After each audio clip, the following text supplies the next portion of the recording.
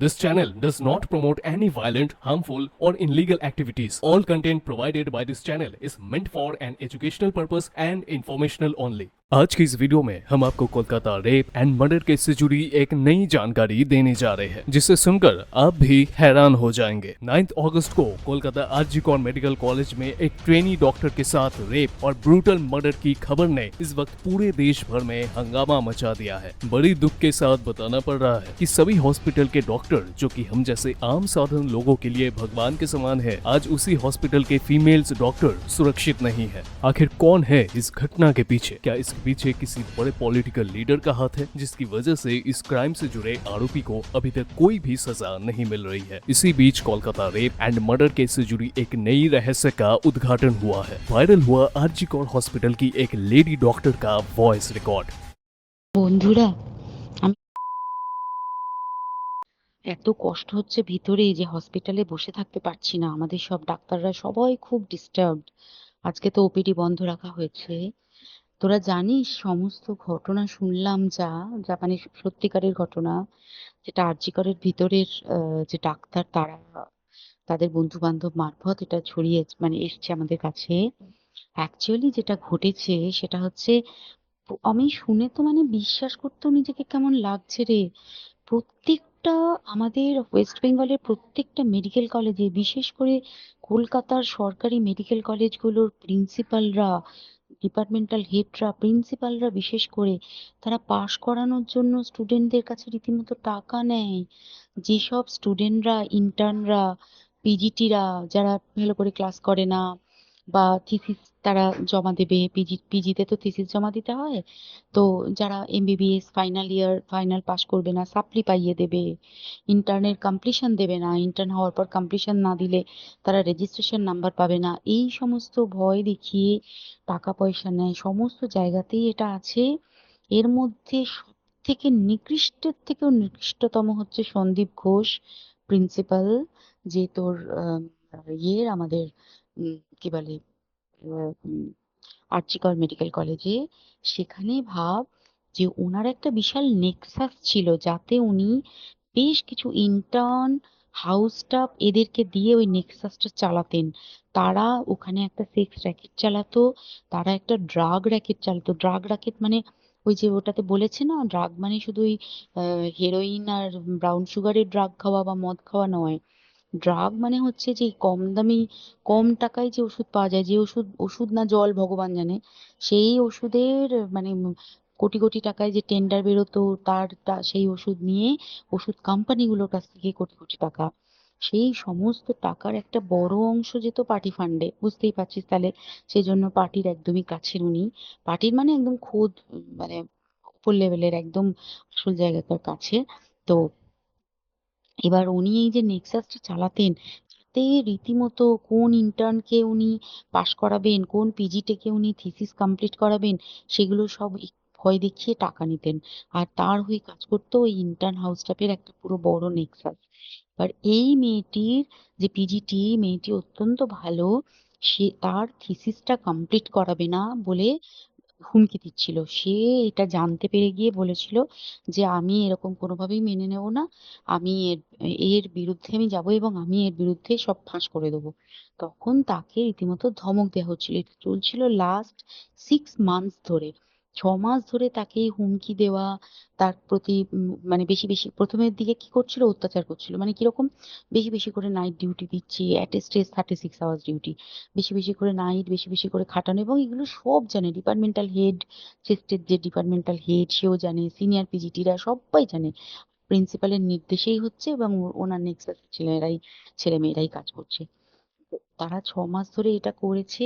করার পরেও যখন ওকে আটকাতে পারেনি, তখন কি করেছে, ওই দিনকে ওরা ঠিক করেছে যে দিনটাতে এই ঘটনাটা ঘটেছে, সেদিন কতখানি প্ল্যান্ড এবং গট আপ গেম দেখ।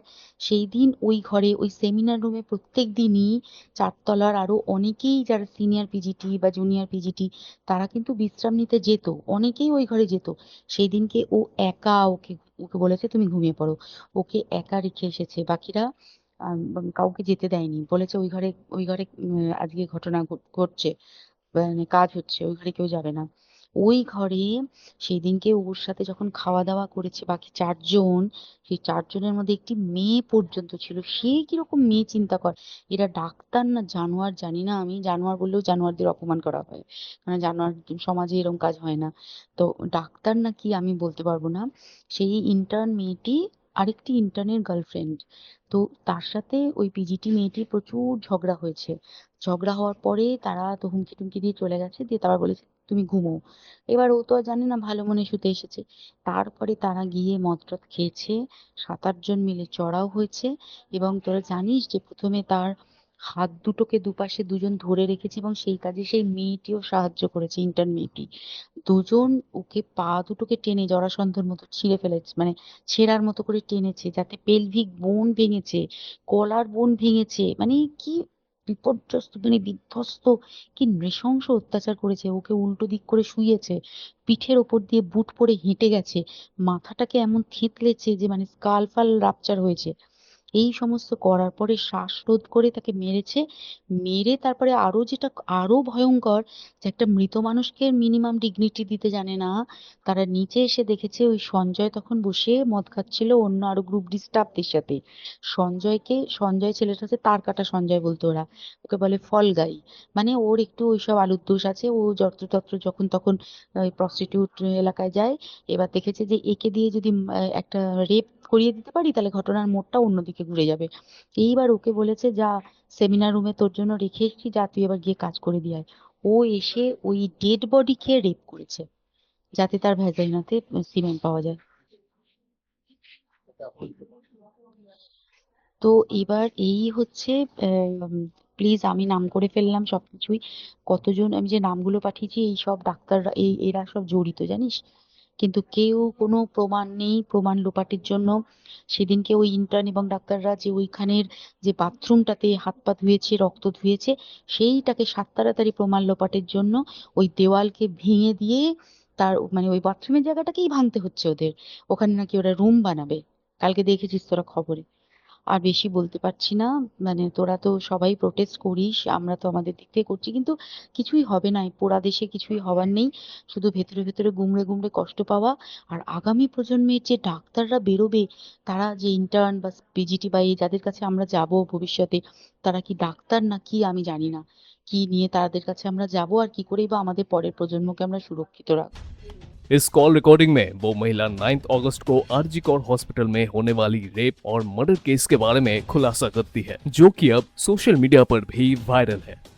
सबसे पहले वो महिला कॉलेज के सिस्टम के बारे में बात करती हुई बताती है कि लगभग वेस्ट बंगाल के हर एक मेडिकल कॉलेज में, खासकर कोलकाता के हॉस्पिटल में मौजूद प्रिंसिपल और डिपार्टमेंट हेड स्टूडेंट को पास करवाने के लिए पैसे लेते हैं, और अगर पैसा नहीं दिया गया तो उन्हें फेल करवाने के लिए भी डराया जाता है। उन्होंने आरजी गौर हॉस्पिटल की प्रिंसिपल संदीप घोष के बारे में बात करते हुए बताया कि उनका एक बहुत बड़ा नेक्सस है, जो कि बहुत सारे इंटर्न और हाउस स्टाफ के जरिए चलाते हैं, और साथ ही ड्रग्स का भी एक बहुत बड़ा रैकेट चलाते हैं। इस ड्रग रैकेट में वो हीरोइन और अल्कोहल जैसी ड्रग्स की सप्लाई नहीं करते हैं, बल्कि जो कम मार्जिन में दवाई मिलती है उसका सप्लाई करते हैं। जो असल में दवाई है भी या नहीं ये किसी को नहीं पता, और इस रैकेट से एक बहुत बड़ी अमाउंट में पैसा आता था, जिसके जरिए टेंडर पास करवाए जाते थे, और इस पैसों का एक बहुत बड़ा हिस्सा किसी पार्टी फंड को भी जाता है, और वही एग्जामिनेशन में किसे पास करवाना है और किसे नहीं, वो सब कुछ इनके नेक्सस के जरिए तय किया जाता था, जो कि वाकई इंटर्न और स्टाफ के द्वारा संचालित होता था। इस महिला का दावा है कि इस लड़की को भी उनकी थीसिस कंप्लीट नहीं करवाने की धमकी दी जा रही थी, और जब इस लड़की ने उसके अगेंस्ट आवाज उठाने के बारे में सोचा तो उन्हें लगातार धमकी दी जा रही थी, और वो भी लगभग 6 महीने से, और साथ ही उन्हें काम का बहुत प्रेशर भी दिया जा रहा था। और इन सब के पीछे कॉलेज के प्रिंसिपल संदीप घोष और उनके द्वारा चलाए गए नेक्सस टीम में मौजूद इंटर्न और हाउस स्टाफ भी शामिल है। और इन सब के बावजूद भी जब ये लोग उस लड़की को रोक नहीं पाए, तब ये लोग प्लान बनाते हैं उसे खत्म करने के लिए, और 9 अगस्त की रात को कॉलेज के सेमिनार हॉल में उनके प्लान के मुताबिक